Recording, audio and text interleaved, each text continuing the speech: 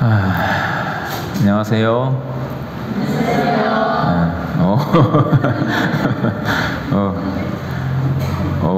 그럼 제가 한국말로 해도 다 이해하겠네요.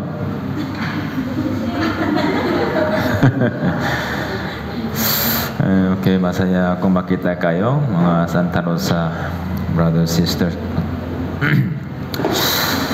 Okay, muna manalangin po tayo.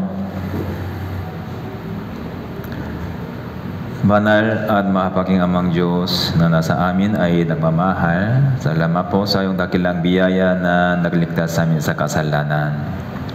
Upang iligtas kami, si Jesus Kristo, ang buktong na anak ng Diyos, ay namatay sa krus. Sa pamamagitan ng kanyang banal na dugo, pinatawad ang lahat ng aming kasalanan. Maraming salamat po. Ngayon, maraming mga banal na brothers sisters na naligtas kay Jesus Kristo ay nagtipon dito sa harap ng Panginoon para makinig sa iyong mahalagang salita. Naway mapupuno kami ng maraming mga biyaya ng Panginoon sa pamamagitan ng Christian Life Seminar na ito, dengan naway lumalago ang aming kaluluwa sa tamang pananampalataya. Ito po ang aming dalangin sa pangalan ni Jesus Kristo. Amen. Okay. Last year or 2 years ago, ako nagdaos minsan ng Christian Life Seminar dito sa Santa Rosa Church.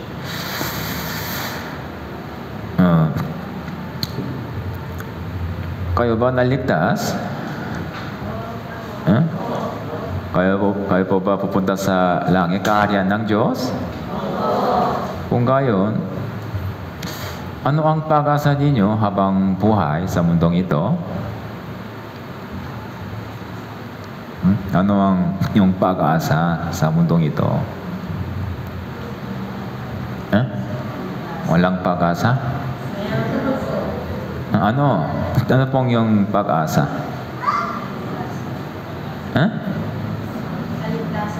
Kaligtasan? Hindi pa naligtas? Ano ibig sabihin? Pag-asa, sana mangyayari sa akin. Kaligtasan, ibig sabihin, hindi pa naligtas na ako.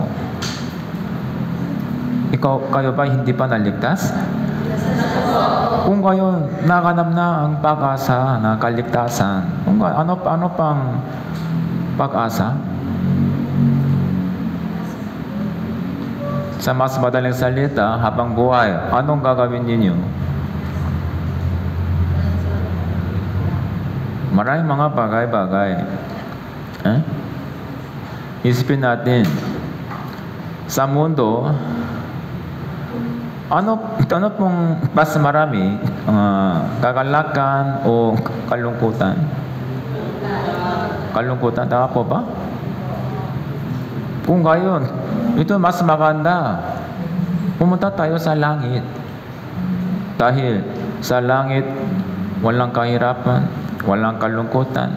Dito marami. Kaya, at tayo, ligtas tayo, may pag-asa sa langit. Kaya, pumunta tayo sa langit.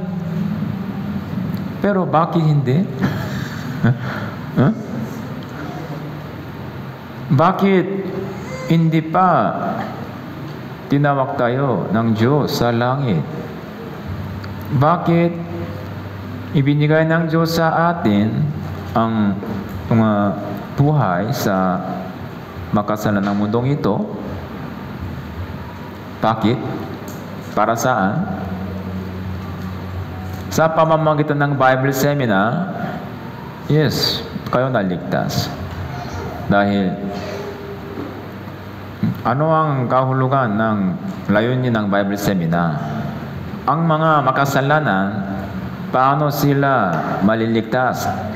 Ito'y layunin ng Bible Seminar. Kung gayon, paano nabubuhay tayo sa mundong ito pagkatapos naligtas? Ito'y Christian life. Kung gayon, nalalaman ba ninyo at tamang Christian life? Bastang umattend sa church, nakikinig ng sermon, nananalangin, fellowship, kung gayon, okay na? Okay na? Masaya po ba kayo?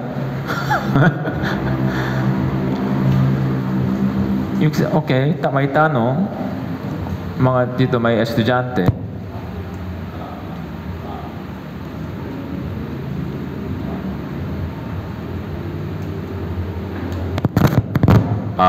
Dito may pupula. Bakit kayo nag-aaral sa school ng Masigasig? Para saan?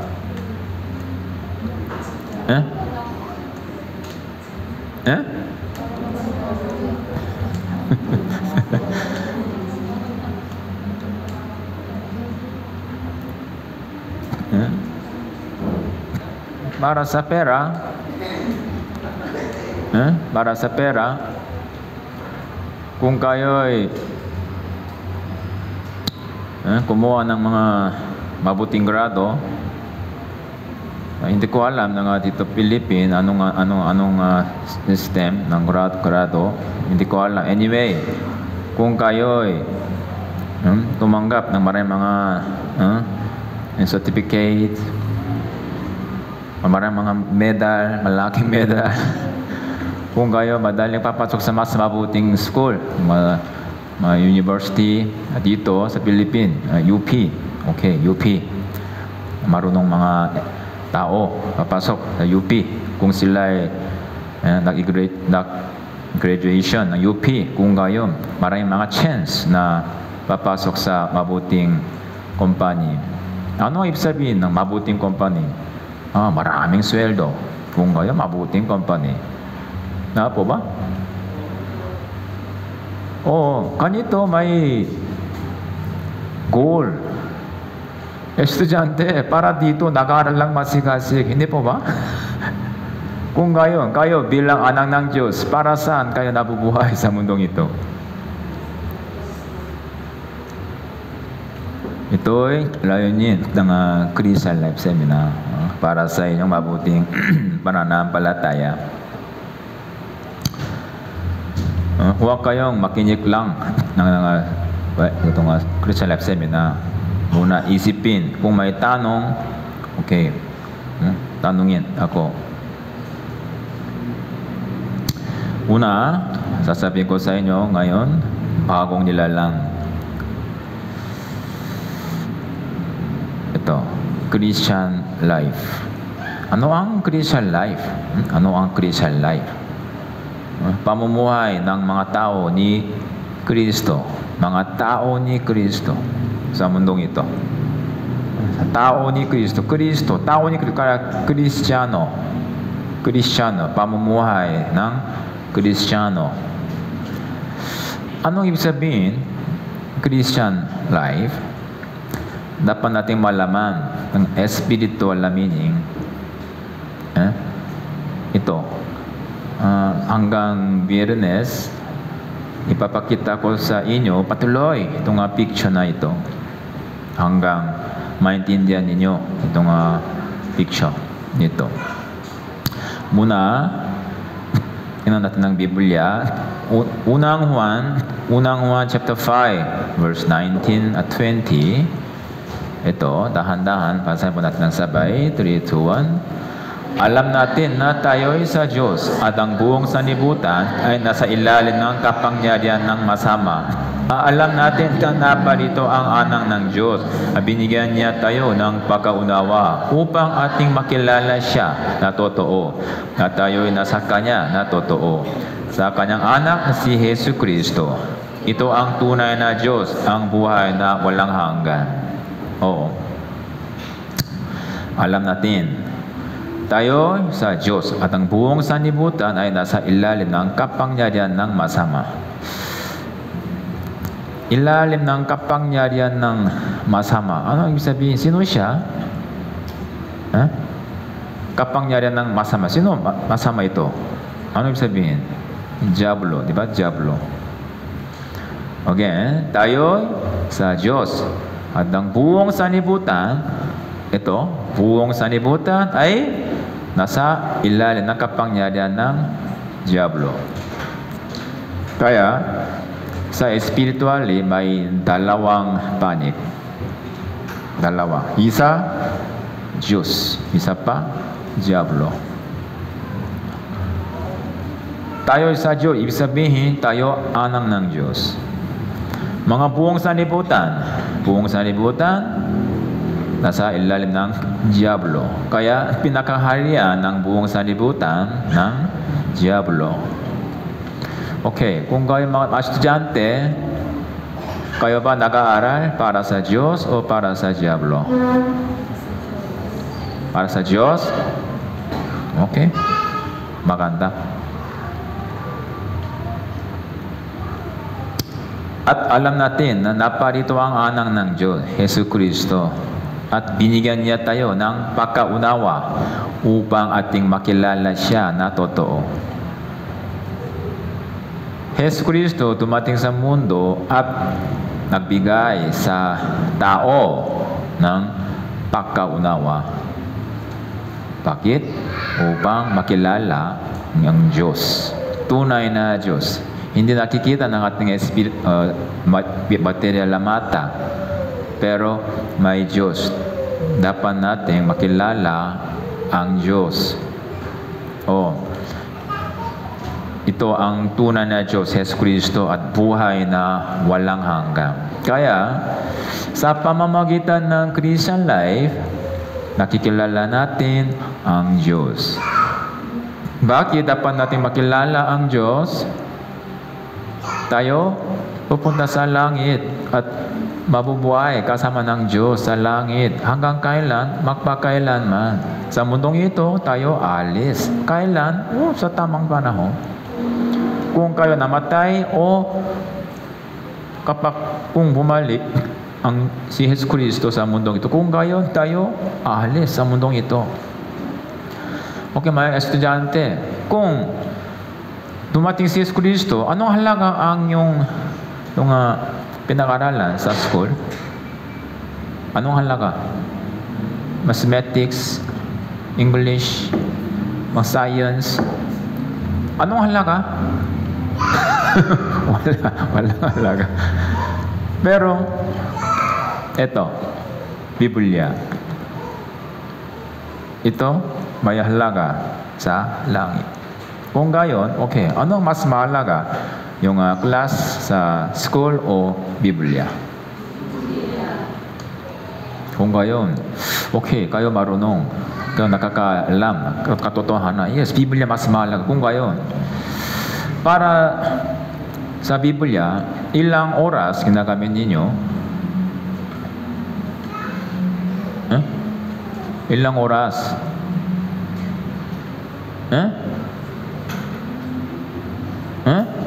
Every day. Sa school, ilang oras pinag-aralan ninyo sa school para sa mga walang kabuluhang class? Every day, ilang oras? Kung gayon, isipin ninyo, para sa mga bagay na walang halaga, ginagamit ninyo maraming mga oras. Pero, tunay na mahalagang salita ng Diyos, 1 hour? 30 minutes? Ilang oras? Ito'y problema. Hindi tayo ngayon nag-aaral ng Biblia parang teorya. Ito, katotohanan. Mangyayari, sandali ito. Ngayon, parang walang halaga Biblia, pero okay, pumasok kayo sa langit. Kayo magsisisi. Bakit? Every day, ibinibigay ng Diyos sa atin maraming mga chance para magkaroon ng espiritual na katotohanan sa pamamagitan ng Biblia. Pero, walang puso sa Biblia. Pero mga bagay ng sanlibutan, marami. Masikasik. Ito'y malaking problema. May dalawang panig, ito, sanlibutan, na pinakaharian ng Diablo at isa pa sa Diyos. Ito, ngayon ating katawan nabubuhay dito sa libutan. Pero ating espiritu nabubuhay dito sa Diyos. Tama po ba?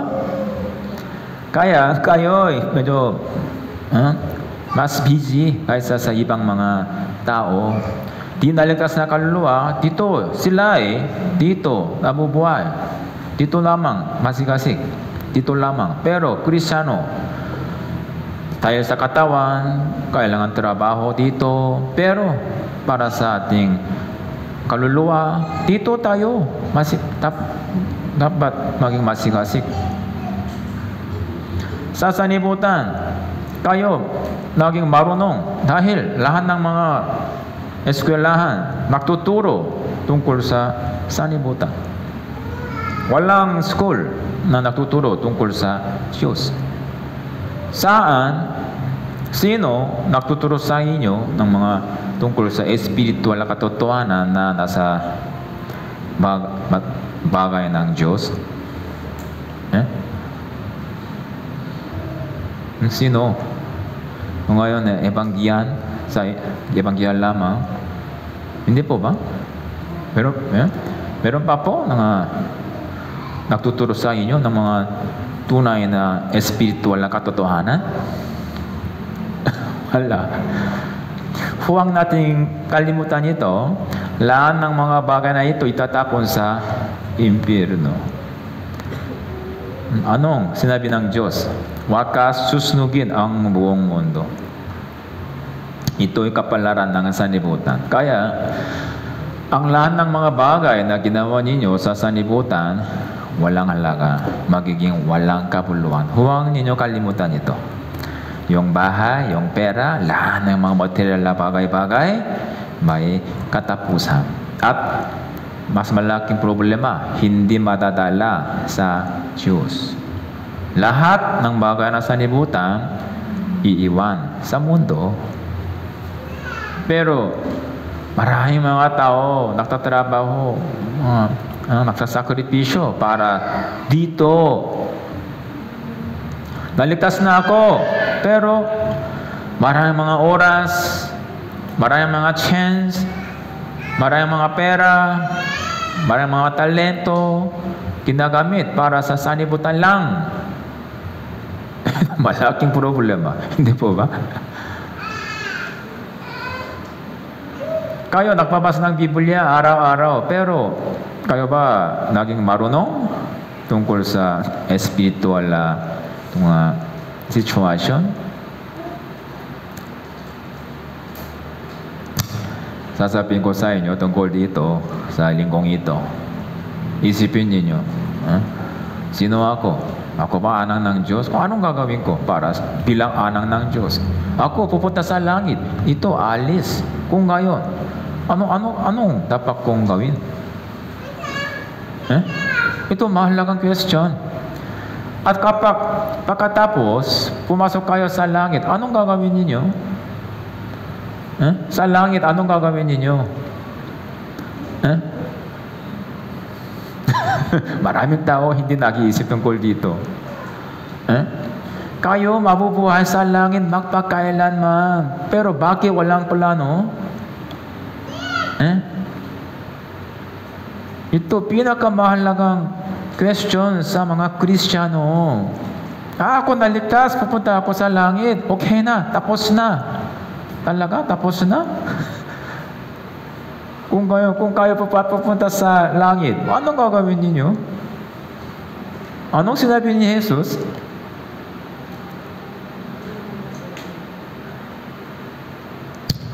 Sa Biblia, tungkol sa kaligtasan, konti lang. Mas maraming mga salita nagsasabi tungkol sa Christian life. Walang hanggang pamumuhay sa langit.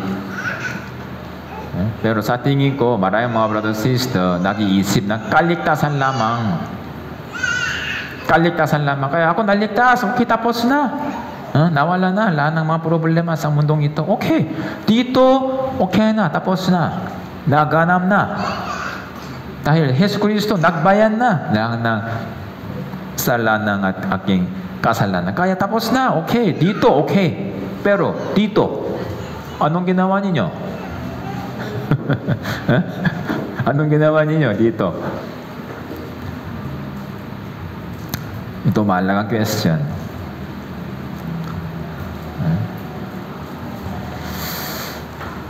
Ito, lahat ng tao isinilang dito sa sanlibutan. Kaya mula pagkapanganak, silang lahat ay makasalanan. Kaya nasa ilalim ng kapangyarihan ng Diablo, sila ay nakakasala araw-araw. Sila ay gumagawa ng lahat ng bagay. Pero anong problema? Lahat itatapon sa walang hanggang impyerno at hindi madadala sa langit. Kung gayon, bakit kayo nag-aaral sa mundong ito? Para saan? Bakit kayo umaten sa banal na service sa church? Kung walang ganitong pag-iisip, bastang-bastang gagawin ninyo ng anumang bagay. Walang layunin, walang pag-iisip. Yun naman isang masamang pakana ng Diablo.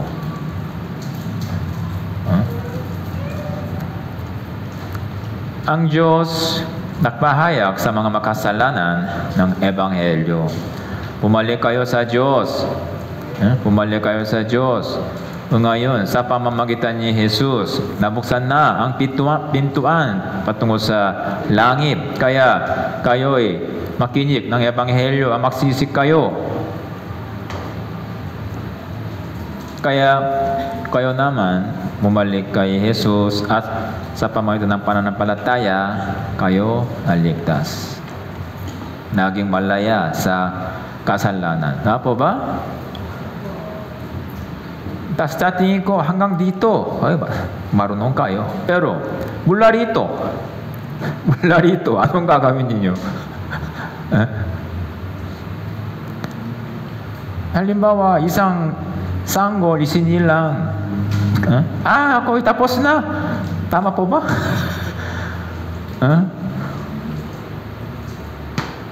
Isang bagong silang, ito isinilang na. Pero kung sasabihin niya, okay, ako isinilang na, tapos na. Kung gayon, tama po ba?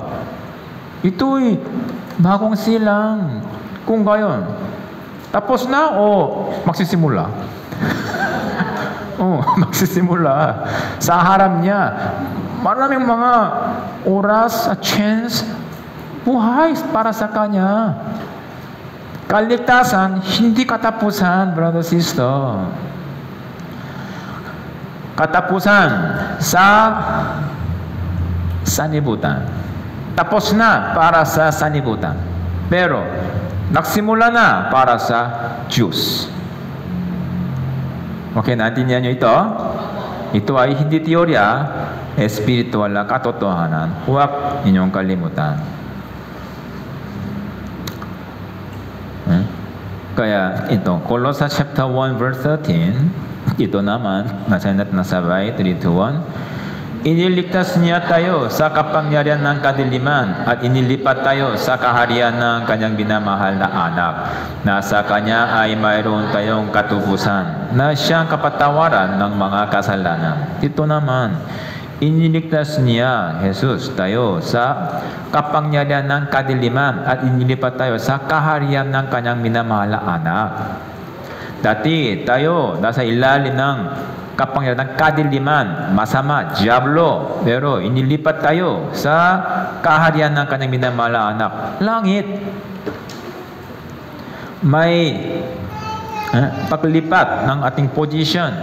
Dati sa Diablo, pero ngayon sa Diyos. Kaya tapos na pamumuhay para sa Diablo. Kasalanan, tapos na. Mga bagay na sanlibutan, tapos na. Pero para sa Diyos, para sa langit, para sa walang hanggan, nagsimula. Dahil kayo isinilang na sa Diyos. Ito ay kahulugan ng kaligtasan. Paano? Sa pamamagitan ni Hesus Kristo, si Jesus nagpatawad sa lahat ng ating kasalanan. Libre tayo isinilang, brother, sister. Libre. Hindi tayo nagsikap para maligtas. Hindi. Lahat ay ginawa ni Yesu Kristo.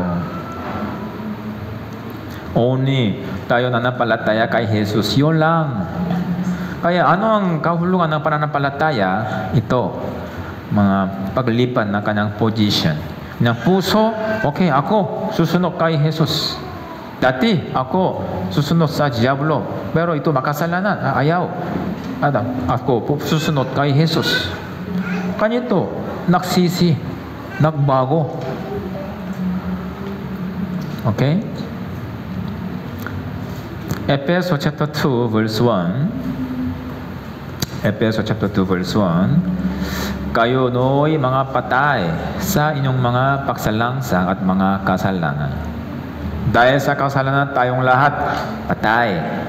Pero verse 4. Ngunit ang Diyos palibhasay mayaman sa awa dahil sa kanyang malaking pag-ibig sa atin. Maging noong tayo ay mga patay sa pamamagitan ng ating mga paksuway, pinuhay niya tayo kay Kristo sa pamamagitan ng biyaya. Kayo'y naligtas. Oo, ganito tayo naligtas. Kung gayon, sino ang naligtas na tao? Paano pwede natin malaman na ako naligtas? Ano ang patotoo, patunay na sa mga naligtas na kaluluwa? Ito, Roma chapter 5 verse 5. Okay, sabay-sabay basahin natin. 3, 2, 1. At hindi tayo binibigo ng pag-asa, sapagkat ang pag-ibig ng Diyos ay ibinuhos sa ating mga puso sa pamamagitan ng Espiritu na ibinigay sa atin. Ito, pag-ibig ng Diyos ay ibinuhos sa ating mga puso. Kaya lahat ng mga naligtas na kaluluwa mayroong pag-ibig ng Diyos sa puso. Dito may pag-ibig ng Diyos. Dati, walang pag-ibig ng Diyos.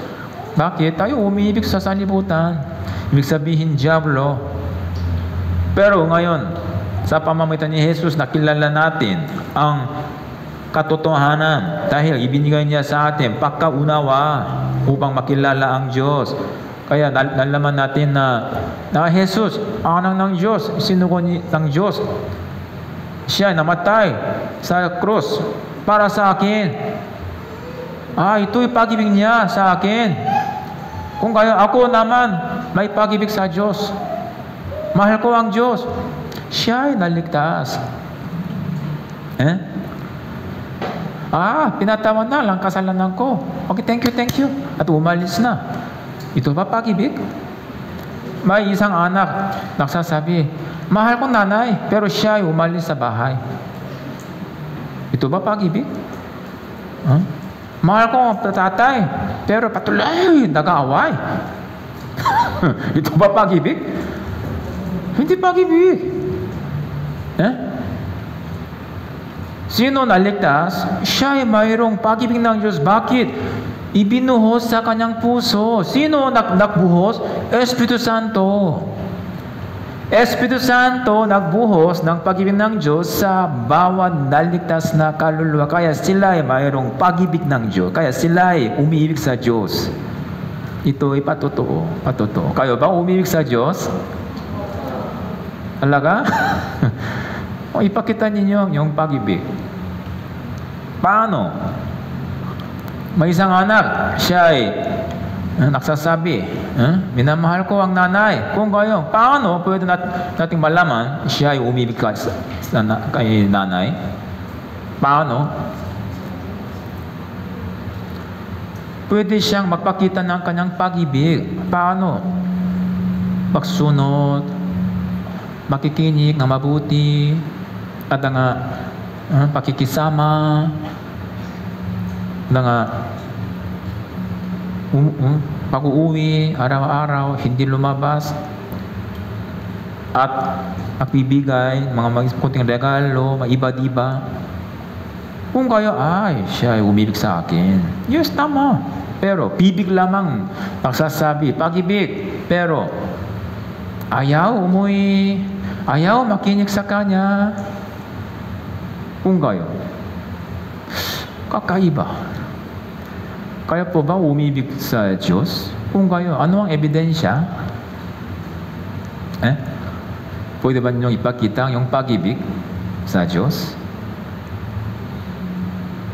Kayo mismo lamang mapapakita. Walang halaga tanong. Pastor, paano iibigin ko ang Diyos? Bakit tinanong mo ako tungkol sa iyong pag-ibig? Yung sariling pag-ibig. Nanay ba nagtuturo sa mga anak, kung ikaw umagawa nito, ikaw umibig sa akin. meron po ba ganitong mga salita? Wala. Kung kayo ay may pag-ibig, yes, kayo mismo pwede magbigay ng pag-ibig sa Diyos. Kayo lamang nakakaalam. Iba, imposible. Kayo lamang nakakaalam. Kung walang pag-ibig ng Diyos, kung gayon, again, makinig kayo ng huli, mga Bible seminar. Kaya, lahat ng mga naligtas na kaluluwa sa kanilang puso, may ganitong pag-ibig ng Diyos.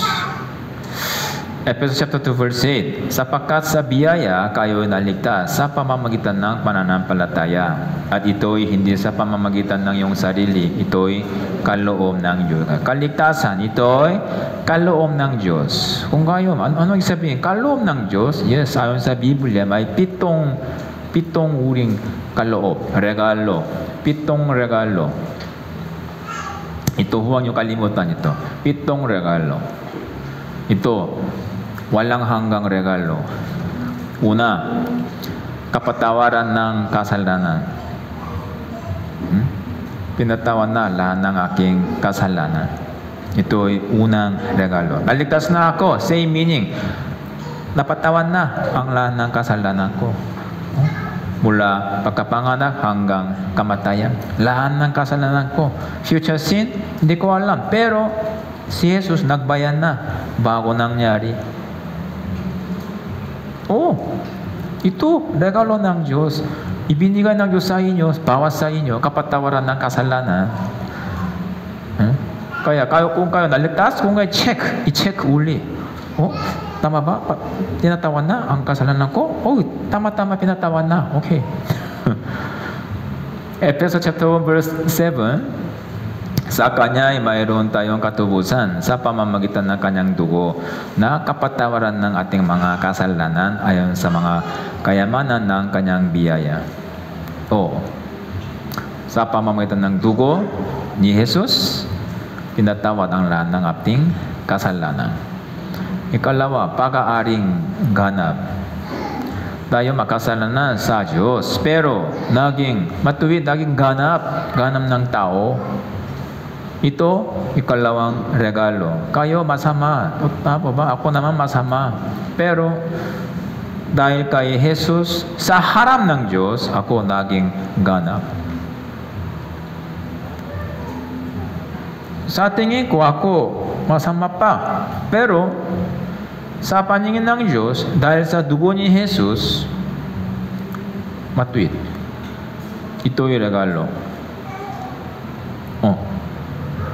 Roma chapter 3 verse 24, sila ngayon ay tinuturing na ganap ng Kanyang biyaya bilang kaloob sa pamamagitan ng pagtubos na kay Kristo Jesus. Isa pa, 5:18. Kaya't kung paano sa pamamagitan ng isang paksway ay tumating ang kahatulan sa lahat ng mga tao. Gayon din naman sa pamamagitan ng isang matuwid na gawa ay tumating sa lahat ng mga tao ang pag-aaring ganap at buhay. Ibinigay ng Diyos. Ano yung sabihin? Sa paningin ko, ako makasalanan pa. Talaga. Pero sa paningin ng Diyos, okay na, walang problema. Bakit? Ikaw bumalik sa akin, naging anak ko. Kaya, don't worry. Ito, ikalawang regalo. Ikatulo, Espiritu Santo. Sa mga naligtas na kaluluwa, ibinigay ng Diyos ang kanyang Espiritu. Banal na Espiritu. Tito chapter 3 verse 6, ang Espiritong ito na kanyang ibinuhos ng sagana sa atin sa pamamagitan ni Jesus Kristo na ating tagapagligtas. Kaya, ang sino mang nananampalataya kay Jesus, mayroong Espiritu Santo. Bago naligtas, sa loob natin may diablo, masamang espiritu. Masamang espiritu. Pero, kung kayo naligtas, sa loob ninyo may banal na espiritu. Ito, espiritual na katotohanan ito. Aking sariling puso dito, mula pagkapanganak. Ito, makasalan ng diwa. Okay? Masamang diwa. At may espiritu ng diablo. Kaya, magalak tayo kapag tayo nakakasala. Pero may isa pa, buddhi, konsensya. Ito, espiritu ng Diyos. Pero walang halaga ito dahil sa kasalanan. Pero ibinuhos ng Diyos ang kanyang espiritu sa ating puso, kaya umalis itong masamang espiritu ng diablo, umalis at pumasok ang Espiritu Santo. Kaya sa loob natin, Espiritu Santo at masamang diwa ko. Okay, natin nyo ito? Ito'y naligtas na kaluluwa.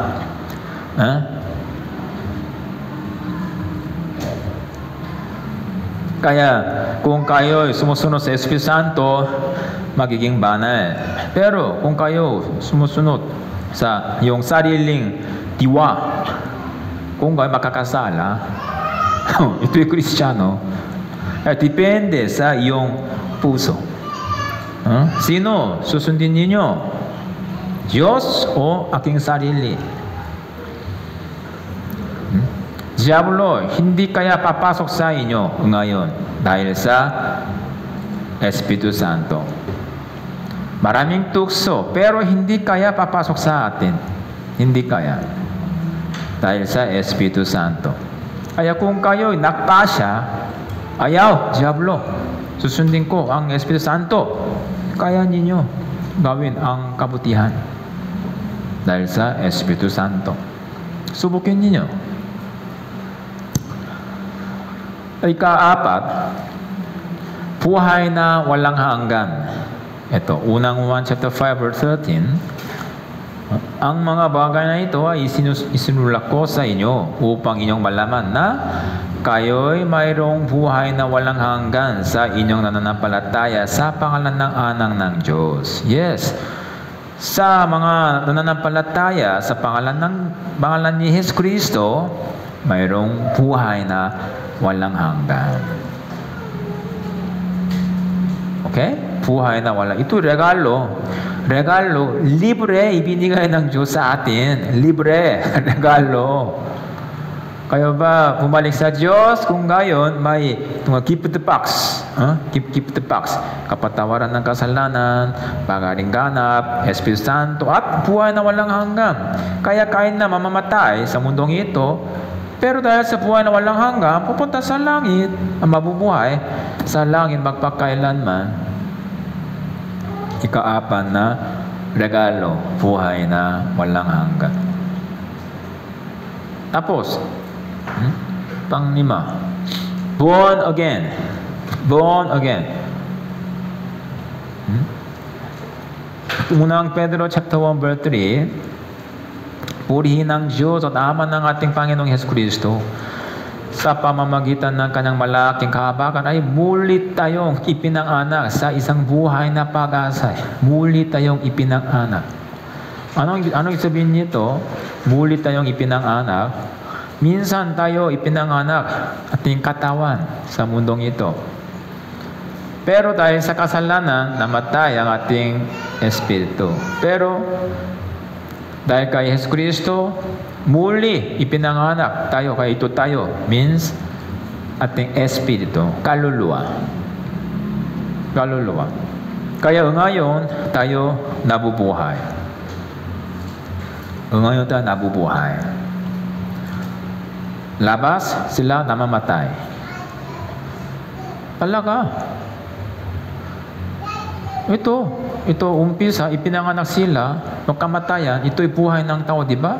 Kaya araw-araw sila lumalapit sa kamatayan. Tama po ba? Tama po ba? Oo, araw-araw namamatay. Araw-araw lumalapit sa kamatayan. Araw-araw tumutungo sa kamatayan. Kaya araw-araw namamatay. Hindi sila nabubuhay. Lumalapit sa kamatayan. Pero tayo, naligtas na kaluluwa. May kamatayan. Pero dito, buhay na walang hanggan. Kaya tayo, nabubuhay. Ito, walang halaga. Maglampas. Pumunta sa langit. Kaya tayo, nabubuhay araw-araw. Kaya buhay ay patay. Same meaning. Kung kayo naligtas, nabubuhay. Di naligtas, namamatay. Okay, naintindihan nyo ito? Kaya kayo'y buhay. Sila'y patay. Labas, maraming mga patay. Talaga, maraming patay. Tumutungo sila sa walang hanggang kamatayan. Kaya sila'y patay. Tayo, tumutungo sa walang hanggang buhay. Kaya tayo, nabubuhay.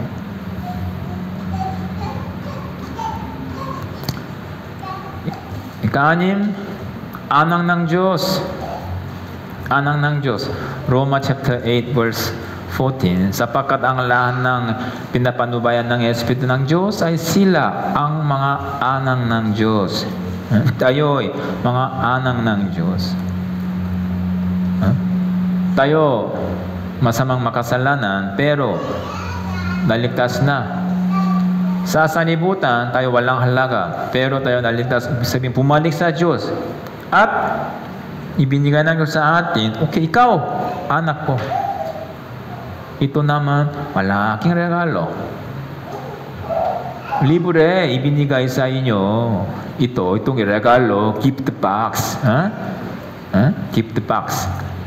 Isa pa, kaharian ng Diyos. Pupunta tayo sa langit. Roma chapter 8 verse 17. At kung mga anak ay mga takapangmana rin, mga takapangmana ng Diyos, ang mga kasamang takapangmana ni Kristo. Santiago chapter 2 verse 5. Mga takapangmana ng kaharian. Takapangmana ng kaharian. Kaya isipin natin, pinatawan na ang kasalanan. Kaya na nakasala. Walang problema. Kaya tayo naging malaya. Ito, malaking pagpapala. Sa harap ng Diyos, tayo walang problema dahil laging ganap. Nalutas na lahat ng problema sa harap ng Diyos.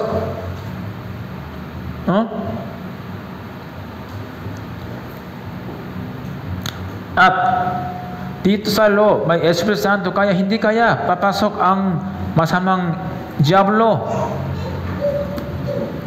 At tayo, kaya na mamamatay ang katawan, pero tayo mabubuhay sa langit, magpakailanman. Ating Espiritu, nabuhay muli. Ako, anang ng Diyos. Ako, papasok sa kaharian ng Diyos. Ito'y inyong kapalaran. Wala nang ito, wala sa sanibutan. Sa sanibutan, ito walang halaga, brother, sister. Sa sanibutan, sa loob ng ilalim ng kapangyarihan ng diablo, walang halaga ito. Kaya, itong regalo nito, walang kabuluhan sa mundong ito. Pero, pagkatapos ng kamatayan, ito'y pinakadakilang bagay. Kaya ngayon, siguro hindi ninyo nalalaman na tunay na kahalagahan ng kaligtasan dahil Sa inyong paningin, ito parang walang halaga. Ngayon, walang halaga ito.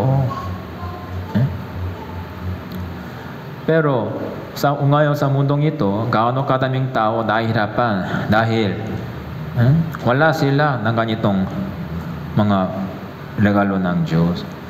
Maraming tao, lalo na mga halos namatay, sila ay humihingi ng paano mapapatawad ang kasalanan ko.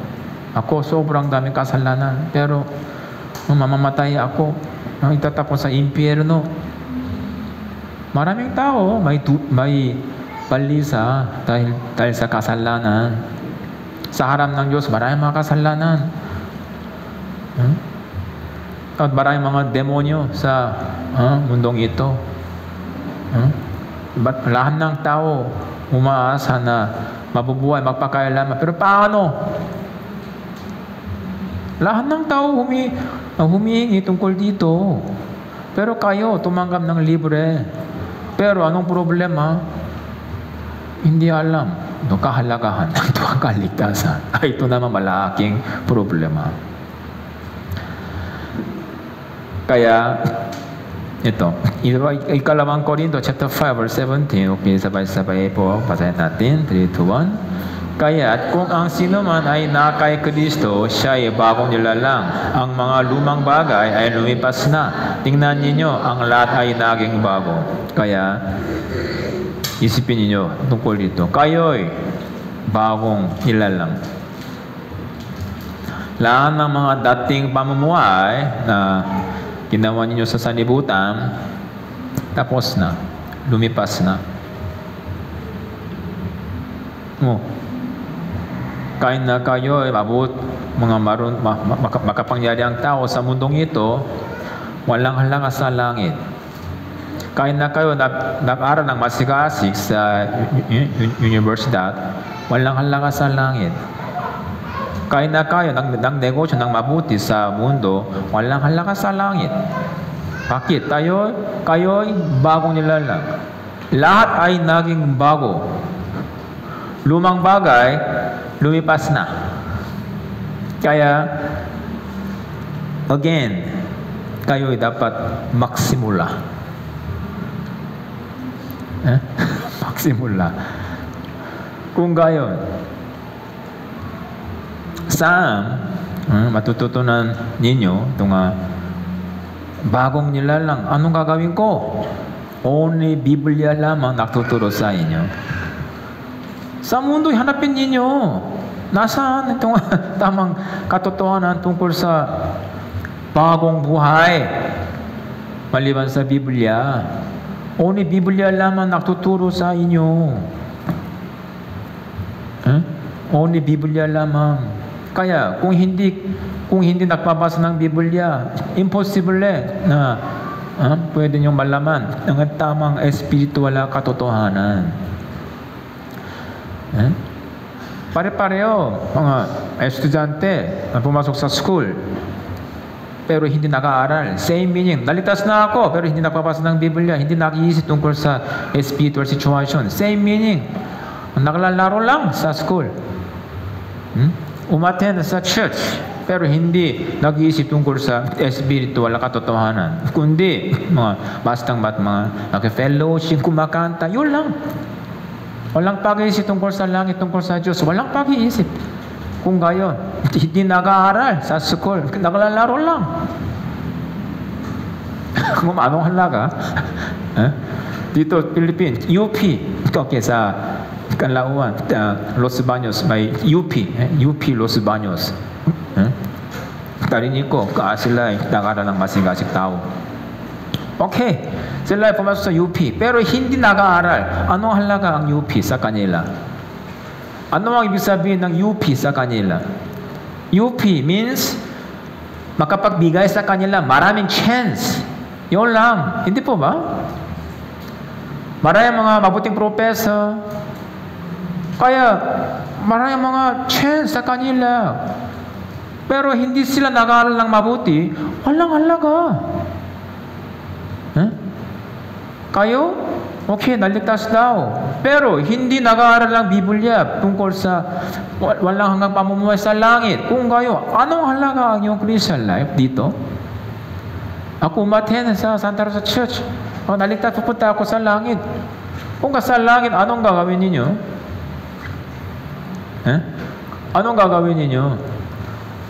Hanggang ngayon, maraming beses, tinanong ko, na ganitong mga tanong sa mga brother sister, hanggang ngayon, wala na nagsasako ng mabuti. Sa langit gagawin ko, Pastor, ito. Anong gagawin ninyo sa langit? Naglalaro? Laro lang? Sa langit? Walang hanggang laro? Ito ba gusto ninyo? Sa langit, maraming mga masarap na pagkain. Kung gayon, pagkain ba ng pagkain ng walang magpakailanman? Yun ba tama? Ako magpupuri sa Diyos. Okay, magpuri-purihin ninyo ang Diyos, magpakailanman, patuloy. Yun ba gusto ninyo? Hindi. Isang paraan lang, hindi layunin ninyo. Kailangan ninyo magpangarap, magandang pangarap sa langit. May Diyos. Maraming mga banal na iglesia, espiritu, walang kasalanan. Anong gagawin ninyo sama-sama? May Diyos. Kung gayon, makikinig tayo. Maraming mga sinasabi ng Diyos sa atin. Talaga. Kung gayon, okay. Kung ngayon, ang Diyos nagsasabi sa inyo sa pamamagitan ng bibig ni Evangelion. Kung gayon, kayo ba masaya? Ngayon sinasabi ng Diyos sa akin, masaya ako. Napakagalak. Tama po ba? Masaya o boring? Antok. Namamatay ako.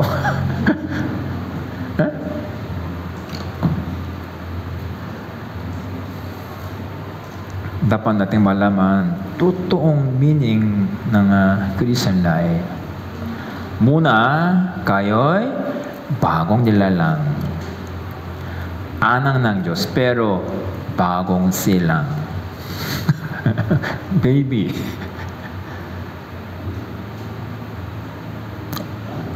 Ako, magsasabi sa inyo ng 5 bago sa mga naligtas na kaluluwa.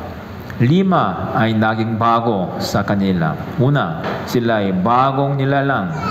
Bagong nilalang sa Diyos. Kaya ang iyong katawan, adulto na sa mundo. Pero walang halaga ito dahil ito nasa ilalim ng Diablo. Yung katawan, walang halaga para sa Christian life. Kahit na kayo marunong sa mundo, walang halaga sa Diyos.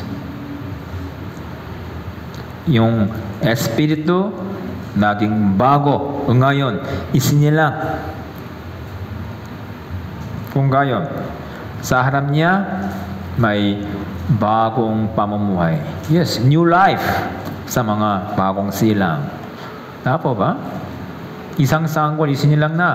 Hindi tapos.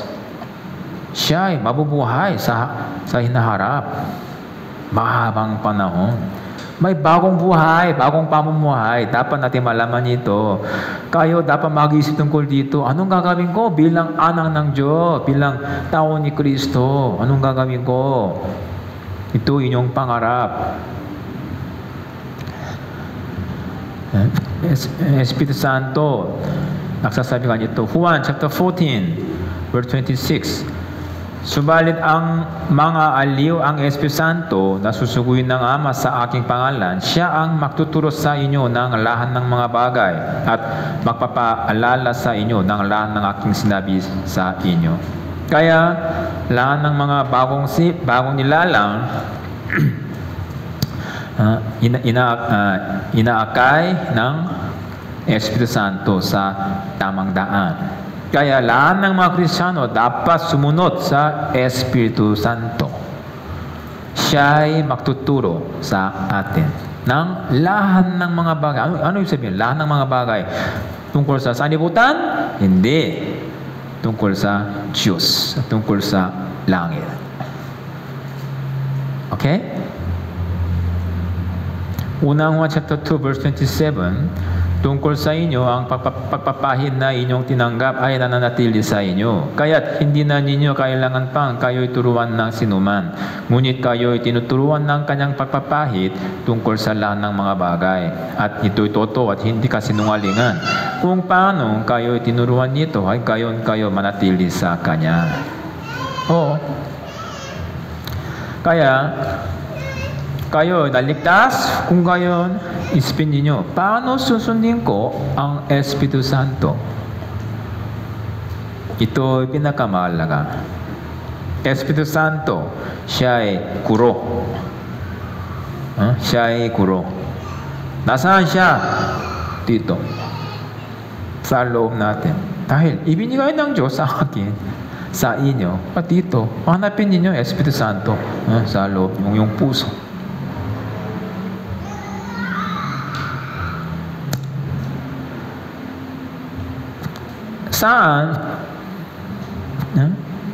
Saan may Espiritu Santo? Sa atin. At ang mga Kristiyano nagtitipon-tipon ng isang lugar. Yun ay church. Kaya ang lahat ng bagong silang dapat manatili sa church. Dahil church, ito yung sabihin, templo ng Diyos. Lugar ng Diyos. Bahay ng Diyos. Hanapin niyo sa mundong ito, saan ang Espiritu Santo nagtuturo ng Biblia sa mga naligtas na kaluluwa, maliban sa tunay na iglesia. Dito sa Philippines, maraming mga denomination ng church. Kung gayon, anong church nagtuturo ng tunay na salita ng Diyos? Hindi ko alam. Anyway, ating Philippine Life of the Mission, kahit na maraming kulang kami, pero kami nagsisikap na mag-aaral ng Biblia, nagtuturo ng Biblia lamang. Pero dahil sa maraming kulang, minsan-minsan nangyayari ang problema. Anyway, tayo dapat mag-focus sa Biblia ayon sa pagturo ng Espiritu Santo. Walang ibang paraan. Kaya tayo dapat mag-ingat ng ating iglesia. Roma chapter 6 verse 4, kaya tayo'y inilibing na kasama niya sa pamamagitan ng bautismo tungo sa kamatayan. Kaya ba nabautismoan? Ano ibig sabihin? Tungo sa kamatayan, inilibing. At kung paanong si Kristo ay muling nabuhay mula sa mga patay sa pamamagitan ng kalulatian ng Ama. Gayun din naman tayo ay makakalaka sa panibagong buhay. Panibagong buhay. Kung kayo nabautismuhan, kung kayo ay nagpasya, mula ngayon ako mabubuhay kasama ng Diyos para sa kalulatian ng Diyos. Kung kayo dapat lumakas sa panibagong buhay. Oo. At Roma chapter 12 verse 2, huwag ninyong tularan ang sanlibutan ito, kundi magbago kayo sa pamamagitan ng pagbabago ng inyong pag-iisip upang mapatunayan ninyo kung alin ang mabuti, kasiyasiya at lubos na kalooban ng Diyos. Oo. Huwag ninyong tularan ang sanlibutan ito dahil tapos na. Lumipat tayo mula sa kadiliman tungo sa Diyos. Kaya magbago kayo sa pamamagitan ng pagbabago ng iyong pag-iisip. Ako'y bago nila lang. Ako naging bago. Ako anak ng Diyos. Maraming brother sister, hindi nag-iisip ng malalim tungkol dito. Ako anak ng Diyos. Pero masaya sa kasama ng Diablo. Tama po ba? Kung kayo'y Diyos, nakikita ninyo itong kakaibang sitwasyon. Ang anak ninyo, masaya sa labas, pero sa bahay, malungkot. Kung gayon, Ito ba? Tamaan ako? Huh? Bakit ito masaya sa labas at dito malungkot? Huh? Kakaiba. Ephesians chapter 4, verse 22. Alisin ninyo ang dating paraan ng inyong pamumuhay, ang dating pagkatao na pinasama sa pamamagitan ng mapandayang pagnanasa, at magbago sa espiritu ng iyong pag-iisip, at kayo magbihis ng bagong pagkatao na nilalang ayon sa wangis ng Diyos, sa katuwiran at kapanalan ng katotohanan. Ganito, dating paraan, itapon, ng bagong pagkatao, magbihis kayo. Kaya, sa harap ng mga bagong nilalang, ito baby Kristiyano, beginner, sa harap natin, may bagong pamumuhay. Sa mundong ito, habang buhay, kung namatay, kung natapos na, lahat itapos na. Pero hindi natin nalalaman, kailan mamamatay tayo, kailan aalis tayo sa mundong ito. Ayon sa kalooban ng Diyos. Kung gayon, bakit? Hindi pa tinawag tayo sa langit. May pagkalooban ng Diyos dito. May isang sanggol. Bakit isinilang siya? Nalalaman niya? Walang pag-iisip. Pero ayon sa kanyang kalooban, pwede maging maganda ang kanyang future. Pwede magiging mahirap ayon sa kanyang kalooban.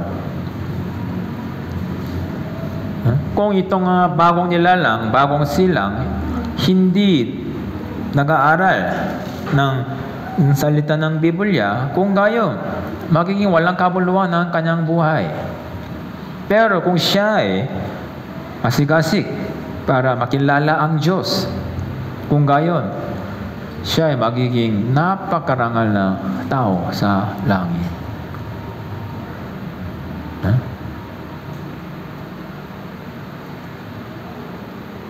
Ito, bagong nilalang. Ikalawa, bagong pamumuhay. Kaya ito, isipin natin, ako'y bagong nilalang, bagong anak ng Diyos. Kung sa harap ko, may mahabang chance. Ito, mahabang chance. Okay? Tapos, bagong bahay. Bagong family. Anong ibig sabihin nito? Iglesia. Iglesia. Bagong bahay, family, sama-sama, nagsasama-sama. Sa loob ng pag-ibig ni Jesus, sila ay makakaisa. Isang family. Ito ay bagong bahay. Kaya lahat nakakaroon ng yung sariling bahay, di ba? Yung bahay, walang hanggan? Yung bahay ba, walang hanggan? Hindi. Yung pamilya ba, walang hanggan? Hindi. Sa harap ng kamatayan, walang halaga. Pero, iglesia, kayo ba pupunta sa langit? Doon, mabubuhay, magpakailanman? Kung gayon, kayo, walang hanggang pamilya. Po ba? Oo. Ito, hindi teorya ito, brother sister. Katotohanan. Kung kayo totoong naligtas na brother sister, kayo mabubuhay sama-sama sa langit. Magpakailanman. Pero ngayong mundong ito, yung pamilya, pansamantala, habang buhay lang. Okay, tapo ba? Kung ngayon, okay. Anong pamilya mas mahalaga sa inyo? Anong pamilya mas mahalaga sa inyo? Iglesia, adong yung physical na pamilya. Mahirap po ba? Physical na pamilya, pansamantala. Spiritual family, iglesia, walang hanggan. Anong mahalaga sa inyo? Kaya huwag kayong mag-awayan sa iglesia. Huwag kayong sumigaw. Huwag kayong napopoot sa mga ibang brother sister. Kayo, walang hanggang pamilya. Sa yung bahay, pwede mag-awayan. Pansamantala. Pero iglesia, walang hanggan. Unang Timoteo chapter 3 verse 15, ito. May mga salita. Bahay ng Diyos na siyang iglesia ng Diyos na buhay. Iglesia ng Diyos, ito'y bahay ng Diyos. Bakit kahit nga salita, bahay means nakatira ang Diyos. Bakit sa iglesia nakatira ang Diyos? Doon. Pamilya ng Diyos, anak ng Diyos, iglesia. Kaya naligtas na brother, sister, ito iglesia. Hindi gusalin ito. Kayo'y iglesia. Sa loob ninyo, may Espiritu Santo bawa sa inyo. At sa pamagitan ng pakikisama, may Diyos. Kaya, ayon sa inyong kalooban, mangyayari sa Santa Rosa Church? Kung kayo'y masigasig, makakaisa, tingnan ninyo anong mangyayari dito. Kung kayo'y makawatak-watak, hati-hati, kung kayo, anong mangyayari? May Diyos, kaya lahat ng mga salita ng Diyos nangyayari sa inyo. Paano kayo makakaisa sa loob ng iglesia?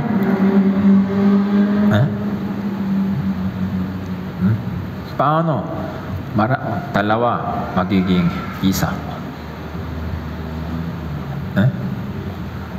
Dalawa magiging isa. Paano? Sa mundo, anong sitwasyon ito? Dalawa magiging isa. Kasal. Kung dalawang lalaki, isang babae, kaya ba? Ito marumi. Isa lamang maganda. Pero tayo espiritual lang. Marami makakaisa. Paano? Pwede. Pag-ibig. Walang ibang paraan. Pag-ibig. Nasaan ka itong pag-ibig ng Diyos? Nasaan?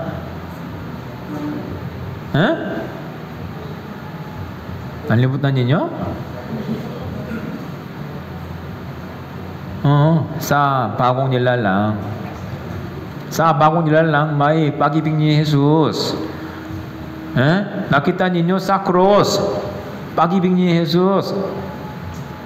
Kung walang ganitong pag-ibig ni Jesus, hindi kayo anak ng Diyos. I-check uli. Meron ba pag-ibig ni Jesus dito? Sa pamamagitan ng pag-ibig ni Jesus, kayo makakaisa. Yung sariling pag-ibig, masamang diwa. Yung sariling pag-ibig, anong ibang salita? Makasariling pag-ibig, selfish love. Ito, kasalanan. Bakit? Bakit ito'y kasalanan? Makasariling pag-ibig.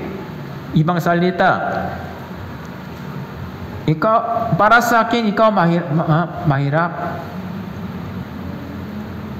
Para sa akin, ikaw magsakripisyo. Para sa akin, ikaw umawa. Ito'y makasarili. Pero makakapwa, ano ibig sabihin? Para sa iyo, ako magsasakripisyo. Para sa iyo, gagawa ako. Ito'y makakapwa. Makasarili, para sa akin, ikaw umawa. Kung kayo, sa tingin ninyo, sa mundo, anong uling pag-ibig? Makasarili o makakapwa? Sila ba nagtatrabaho para sa inyo? Kung kayo, iglesia, kayo ba magsasakripisyo para sa mga ibang brother sister? Kung kayo makakapwa, ito'y tunay na pag-ibig at sakripisyo. Kaya tunay na iglesia, may ganitong pag-ibig. Para sa ibang mga brother sister, ako magsasakripisyo. Ako naman mahirap, pero para sa mga brother sister, ako gagawa ng may kusang loob. Dahil may pag-ibig sa atin. Kung walang pag-ibig, ikaw gumawa. Ikaw gumawa. Ako busy, ikaw gumawa. Kung marami ang ganitong mga tao sa Santa Rosa Church, anong mangyayari dito?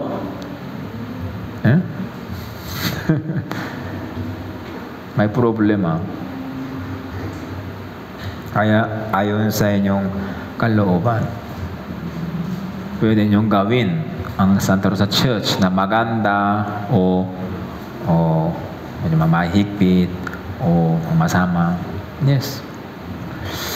Unang Korinto chapter 3 verse 16, hindi ba ninyo nalalaman na kayo'y templo ng Diyos at Espiritu ng Diyos na naninirahan sa inyo? Kaya tayo templo ng Diyos. Ibig sabihin, dito may Diyos, may Espiritu Santo.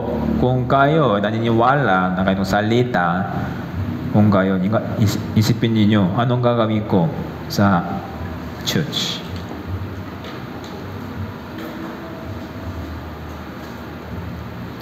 Ephesians chapter 2 verse 19, kaya nga, hindi na kayo mga dayuhan at banyaga, kundi kayo yung mga kapwa mamamayan ng mga banal at mga kaanib ng sambahayan ng Diyos. Oo, kayo'y kapwa mamamayan ng mga banal at mga kaanib ng sambahayan ng Diyos. Ito iglesia. Ako naman, katawan, galing sa Korea. Pero espiritu, galing sa Diyos. Yung katawan, galing sa Philippines. Yung espiritu, galing sa Diyos. Kaya sa Diyos tayo makakapatid. Katawan, iba. Kaya sa mundo, medyo problema. Pero sa langit, tayo makakaisa. Paano? Sa pamamagitan ng pag-ibig ng Diyos. Ito'y tunay na pamilya. Kaya nalalaman ko, tama-tama, church, pinakamahalaga. Pinakamahalaga. Marcos chapter 3, mula verse 32, nakaupo ang maraming tao sa palibot niya at sinabi nila sa kanya, nasa labas ang iyong ina at ang inyong mga kapatid. Hinahanap ka. Sumagot siya sa kanila, sino ang aking ina at aking mga kapatid? Tiningnan niya ang mga nakaupo sa palibot niya at sinabi, narito ang aking ina, aking mga kapatid, sapagkat sino mang gumaganap ng kalooban ng Diyos ay siyang aking kapatid na lalaki, kapatid na babae at ina. Sino nagsabi? Jesucristo. Ito sinabi ni Jesucristo, sino mang gumaganap ng kalooban ng Diyos. Ito'y bagong pamilya. Kaya, bagong nilalang, sa harap niya may bagong pamumuhay, muna siya ay napamanatili sa bagong bahay. At ang nagsasama-sama. Kung gayon, araw-araw, tumataan. Araw-araw tumatay ito bagong daan. Sa Philippines, may dating daan. Ang dating daan. Hindi ko alam bakit ginawa niya kanyang pangalan, dating daan. Sa Biblia, ito hindi maganda. Bagong daan. Sabihin sa kanila, ang bagong daan mas maganda.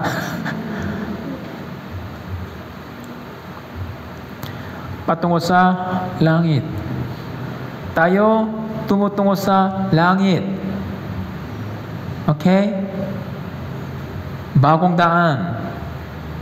Awit chapter 60 verse 11. Iyong ipinakita sa akin ang landas ng buhay. Sa inyong harapan ay may kapuspusan ng kagalakan. Sa iyong kanang kamay at may kasayahan magpakailanman. May landas ng buhay. At kung gayon, may landas ng patay. Landas na patungo sa langit, landas patungo sa impyerno. Palagi, landas sa liwanag, landas patungo sa kadiliman. May dalawang bagay lang sa mundong ito, dahil sa sanlibutan at sa Diyos. Dalawa, huwag niyo kalimutan. Kung kayo naligtas, kung kayo, pwede niyo malaman, ito'y tama, landas ng buhay. Ito, landas ng patay. Pwede niyo malaman.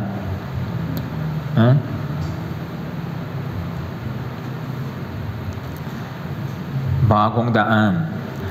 Hebreo chapter 10 verse 20, na kanyang binuksan para sa atin ang isang bago at buhay na daan sa pamamagitan ng tabing sa makatuwid ay sa kanyang laman.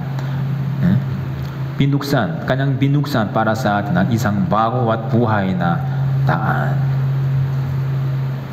Ito ay araw-araw ng inyong Christian life. Araw-araw. Everyday, anong ginagawa ninyo? Totoo lang, everyday, ito'y chance para sa inyo. Unang Pedro chapter 2 verse 21, sapagkat ukol dito kayo'y tinawag, sapagkat si Kristo man ay nagtusa alang-alang sa inyo, na kayo'y iniwanan ng halimbawa upang sumunod kayo sa kanyang mga yapak. Muna si Jesus muna tumaan at tayo sumusunod sa kanya. Kaya ayon sa Biblia, ito'y tamang daan na buhay na nilakaran ng ni Jesus, ng mga Pablo, ni Pedro. Ito'y daan ng pananampalataya. Araw-araw. Bagong nilalang, bagong pamumuhay. Bagong pamumuhay, ibig sabihin, bagong pangarap. At ang bagong bahay at bagong daan. Kung gayon, last, bagong pag-asa. Ito'y ating pag-asa.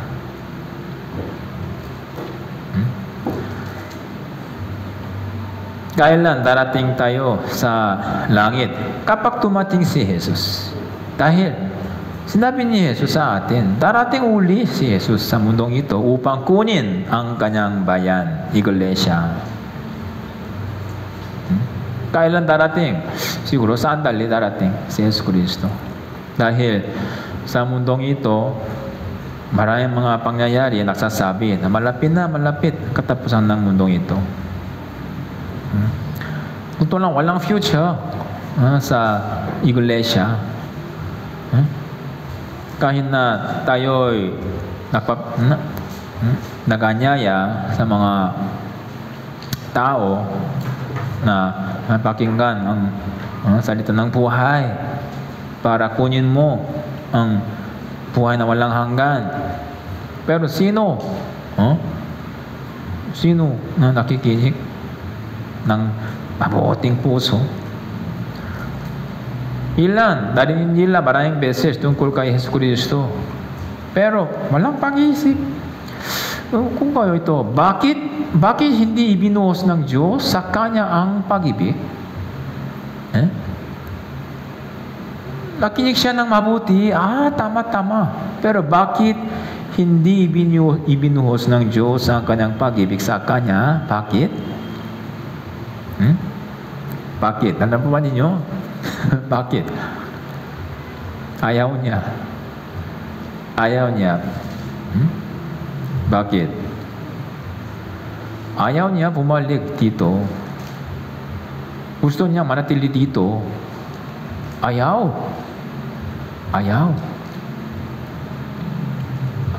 Parang itong situation.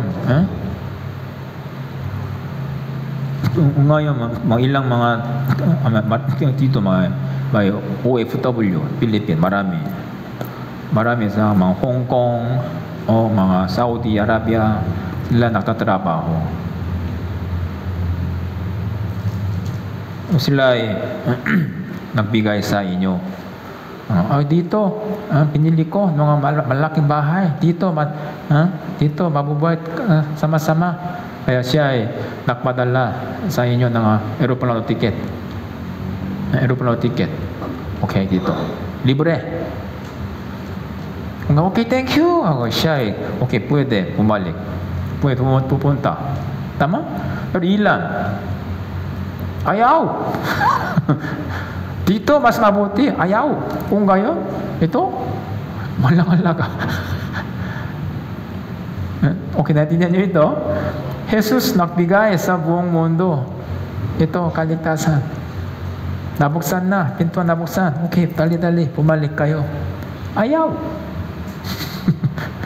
Ayaw daw. Bakit ayaw nila? Dahil sa kaibigan, dahil sa maraming mga bagay-bagay ng mundong ito. Malalaman nila, mundong ito susunugin ng Diyos, pero walang pag-iisip. Kung kayo ay umaasa ng ganitong mga sanlibutan, kung kayo ay malaking problema, lahat ng mga bagong nilalang may pag-asa sa langit. Ayaw ng Kristiyano ang mundong ito dahil maraming kahirapan, kasinungalingan, kasamaan, paghihirap, pag-uusik. Kaya sila ay patuloy umaasa. Kailan papasok ako sa langit? Kailan darating si Yesus Kristo? Panginoon, dito sobrang hirap. Yung pag-asa, yung bagong pag-asa sa langit. Colossus chapter 1 verse 5, dahil sa pag-asa na nakalaan para sa inyo sa langit, na inyong narinig noong una sa salita ng katotohanan ang Ebanghelyo. Nakalaan para sa inyo sa langit. Kaya langit, ito'y ating pag-asa. Marami. Itong unang Pedro chapter 1 verse 3 naman. Sa pamamagitan ng kanyang malaking kahabagan ay muli tayong ipinanganak sa isang buhay na pag-asa. Sa pamamagitan ng muling pagkabuhay ni Hesus Kristo mula sa mga patay. Tungo sa isang manang hindi nasisira, walang dungis, sa hindi kumukupas, na inilaan sa langit para sa inyo. Ito ating pag-asa. Totoo lang, tayo pwede makagawa ng langit sa mundong ito. Ano ang magandang langit sa mundo? Kailangan baguhin natin itong pera sa pag-ibig. Pag-ibig. Ngayon, tayo gumagamit ng pera para sa lahat ng mga bagay-bagay sa mundong ito, di ba? Pera. Kung baguhin natin, pag-ibig. Kung kayo ay magbibigay ng pag-ibig sa Kanya, kung kayo, pwede ninyong gawin ng lahat. Malaking bahay, kailangan maraming pag-ibig. Gusto niyo mga iPhone? Kung kayo magbayad kayo ng yung pag-ibig ng marami. Kung gayon, ang mundong ito, magiging langit. Isipin niyo sa SM, sa harap ng malaking SM, kayo, dito, walang hanggang pag-ibig. Walang hanggang pag-ibig. Kung gayon, no need pera. Kung kayo magbibigay ng ano ibig sabihin? Pag-ibig, tulong, mabuting puso, mga blessing, mag-pray para sa kanila. Kung sila naman magbibigay sa inyo ng pag-ibig, lahat ng tao nagbibigay ng kanilang pag-ibig lang. Kung gayon, maluwang na, dito maluwang na lupa, maraming mga pagkain, at ang puno ng pag-ibig. Kung gayon, walang kasalanan, walang aksidente, walang sinungaling, walang mandaraya. Ito langit. Pero hindi kaya. Ngayon hindi kaya. Bakit? Dahil sa Diablo. Dahil sa Diablo. Lahat ng mga estudyante nag-aaral tungkol sa kabutihan, katuwiran, pag-ibig sa school. Pero, tumadami ang kasalanan. Ito'y mundong ito. Kung dito, Philippines, maraming mga mayaman. Kung sila ay nagbabahagi ng kanilang pera sa maraming mga Pilipino, kung gayon, totoo lang, walang problema. Sa tingin ko, sobrang daming bahay, lupa. Pwede silang magbayad ng lahat ng utang. Pero ayaw nila. Bakit? Walang ganitong pag-ibig.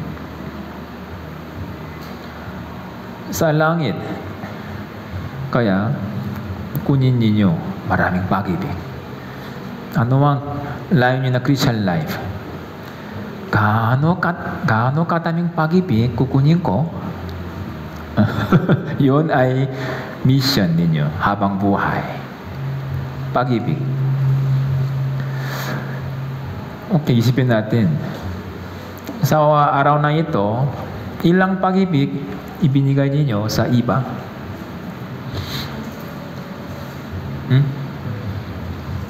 Halimbawa, dito, para sa itong Christian Life Seminar, may naghanda ng pagkain at may kumain. Sino nagbigay ng pag-ibig? Naghanda ng pagkain, di ba? Pero ang kumain naman nagbigay ng pag-ibig. Kung ayaw kumain kung gayon, pasasakan mga nagluto. Pero nakahanda, nagbigay na mas maraming pag-ibig. Kumain, konti. Sino naglinis, nag-ayos ng itong main hall?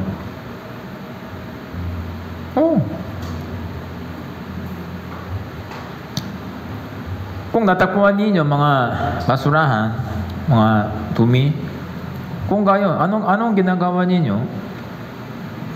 Kung kayo may pag-ibig sa iglesia, pa mga brother sister, usang loob kayo, pwede makahanap ng, gagawin ko ito.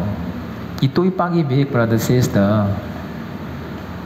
Sa kusina, ang mga nagluluto, kung sila'y naghanda ng mga magandang pag-ibig kung gayon. Paano paglilingkuran nila ang mga brother sister? Magtuwang-tuwa o magmagalit? Ito, kaya sa loob na iglesia,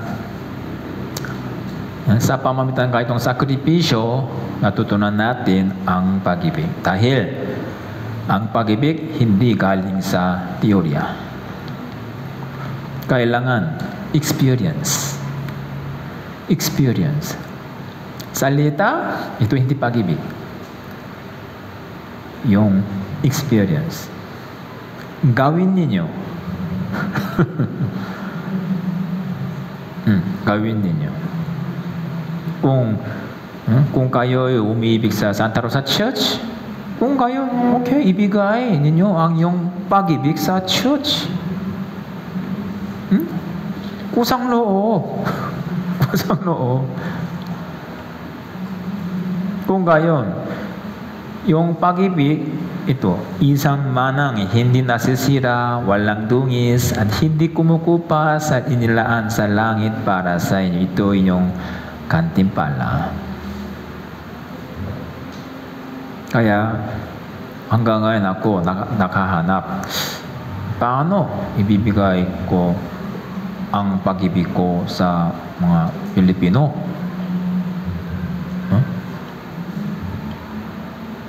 Aking sariling pag-ibig, walang halaga. Kailangan pag-ibig ni Jesus. Kung ako umibig sa inyo, kaya ako maghanda ng mga maanghang na pagkain na Koreanong food. Kung gayon, ito ba pag-ibig sa inyo? Ito ba maging pag-ibig? Ayaw! Lason ito, pastor. Ayaw. Kung kayo maghahanda sa akin, mga makakaibang Pilipinong food, kung gayon, ano ito? Dati, kung sa ilang mga kapatid, naghanda sa akin, mga dinuguan. Ano ito? Ito dugo ng baboy.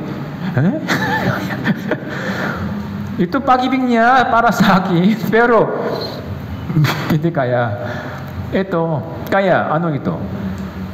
Hindi niya alam tamang paraan na ang totoong pag-ibig, makakapa. Anong gusto niya?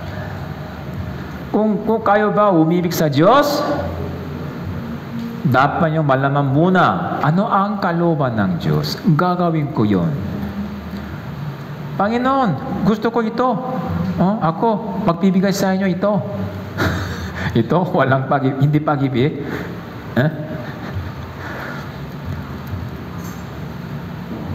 Dapat nating malaman muna ang kalooban ng Diyos. Unang Pedro chapter 7 dito, upang ang kadalisayan ng inyong pananampalataya na mas mahalaga kaysa gintong nasisira, bagamat ito'y sinusubok sa pamamagitan ng apoy at mauwi sa kapurihan, kalwalatian at karangalan sa papapakita ni Hesus Kristo. Dalisayan na iyong pananampalataya.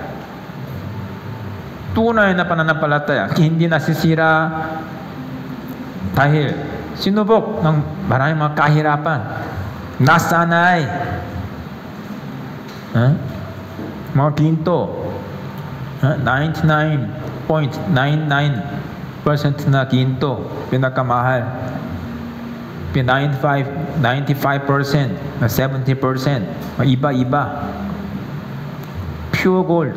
Ang kadalisayan ng inyong pananampalataya, ito inyong kapurihan, kalwalatian, karangalan sa langit.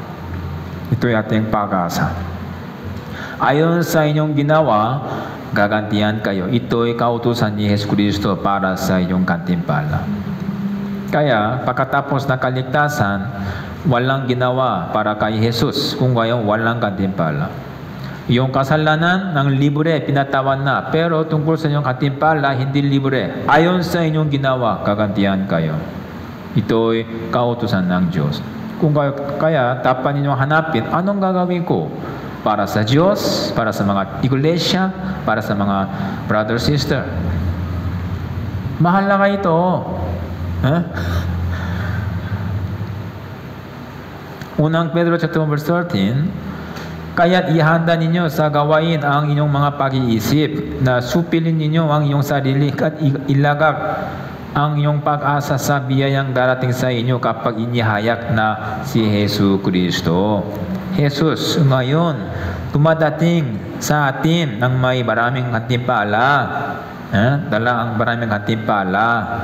Kung gayon, ayon sa inyong ginawa, ayon sa inyong ginawa, ito'y ating pag-asa, mabagong pag-asa. Tinalitas ng tao, walang ganitong pag-asa. Only pera lang. Pera. Kapag tumating si Jesus, iiwan. Pera. Ang yung physical na bahay, kusali nito, yung pera, lahat iiwan. Kaya huwag kayong maglagay ng inyong puso sa mga material na bagay. Hanapin ninyo, espiritual na katotohanan. Kaya,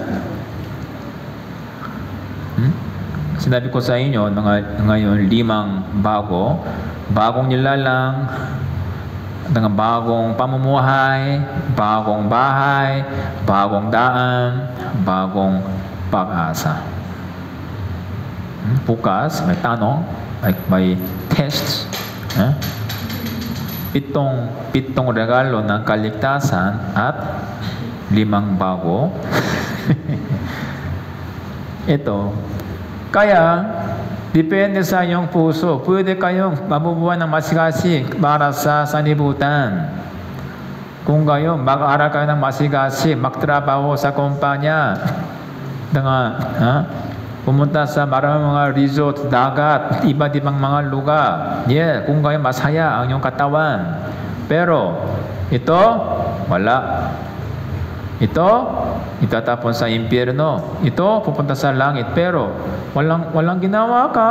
Ay, nako, walang kantipala para sa iyo. Ayon sa inyong ginawa. Kaya, araw-araw, ito, mahalagang chance. Ito'y Christian life. Huwag ninyong sayangin mga oras at mga chance. Saan darating si Yesus Kristo? Okay, today, hanggang dito. Manalangin po tayo. Amang Diyos na nasa langit, salamat po sa iyong dakilang biyaya na nagbigay sa amin ng ganitong Christian Life Seminar para sa Santa Rosa Church.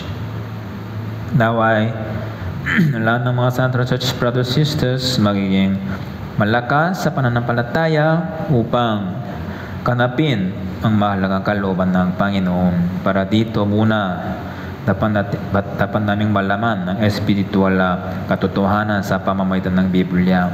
Naway sa pamamagitan ng Christian life na ito, maging marunong sila sa tunay na Christian life at kapag humarap sila sa Panginoon, kagantihan ng maraming mga katimpala na inyahanda ng Panginoon. Hanggang Biyernes, pakisamahan kami. Ito po ang aming dalangin sa pangalan ni Hesus Kristo. Amen.